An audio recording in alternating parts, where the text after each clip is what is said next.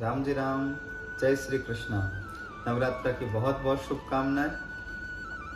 आज विशेष दिन है जिसका कई हरि भक्तों को इंतजार रहता है। किसी को कुछ बेचना हो, किसी को कुछ खरीदना हो, कुछ नया काम करना हो, कोई अनुष्ठान करना हो, जो एक दिन का अनुष्ठान कर पाते हैं, कोई एक दिन का उपवास कर पाते हैं। तो आज विशेष दिन, और वो विशेष दिन है दुर्गाष्टमी। तो दुर्गाष्टमी की आप सबको बहुत बहुत शुभकामनाएं। आपने मन में जो भी संकल्प किया है तो जरूर आज के दिन आप पूर्ण करें। माँ के 9 रूपों में आज जिस रूप की पूजा अर्चना होती है उस रूप का नाम है महागौरी। अब इस महागौरी नाम के पीछे कई सारे अलग अलग कथाएं हैं, अलग अलग कारण बताए जाते हैं।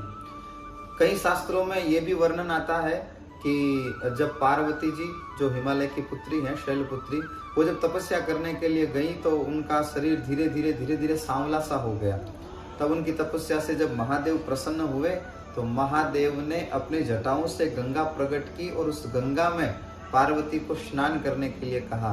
तब वो गंगा जल का स्पर्श पार्वती के लिए हुआ तो उनका जो वर्ण था वो गौर वर्ण का हो गया, तो महागौरी नाम पड़ा।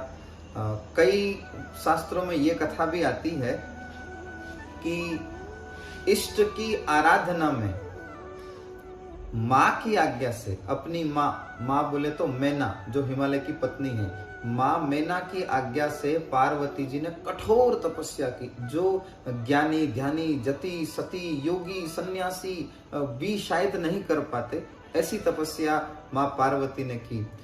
तो कठोर तपस्या करके महान गौरव को प्राप्त किया।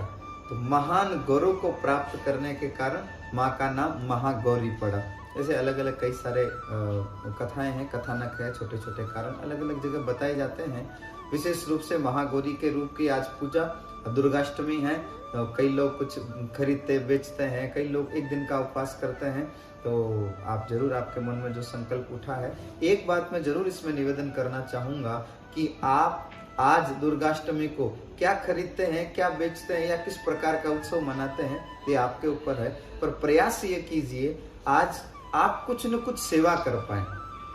किसी के भोजन की व्यवस्था कर दीजिए, किसी के जल की व्यवस्था कर दीजिए, किसी के अगर कपड़े ना हो तो कपड़े की व्यवस्था कर दीजिए, पंखी की व्यवस्था कर दीजिए, पंखे की व्यवस्था कर दीजिए। कोई जा रहा हो, किराया नहीं हो तो किसी एक के किराए की व्यवस्था कर दीजिए। किसी न किसी प्रकार की आज सेवा जरूर कीजिएगा, क्योंकि मैं ऐसा मानता हूँ, मेरा निजी ओपिनियन ये है कि आपकी आराधना से, माला से, पाठ पूजा से माँ राजी होगी ही। मैं ये तो नहीं कहता नहीं होगी, पर कितनी राजी होगी ये नहीं पता। पर इतना पक्का पता है कि आपके निस्वार्थ भाव से की हुई सेवा से आपकी माँ, आपका इष्ट जो भी है वो सब जरूर प्रसन्न होंगे। और शास्त्र तो यहाँ तक बताता है, आप निस्वार्थ भाव से किसी एक के ऊपर भी दया करुणा प्रेम दिखाते हैं तो फिर आपके ऊपर पूरी ब्रह्मांड की शक्तियां प्रसन्न हो जाती है। तो मेरा आप सबसे विनम्र निवेदन है, दुर्गाष्टमी के पावन अवसर पर आप मन में जो भी संकल्प हो वो जरूर पूरा करें, लेकिन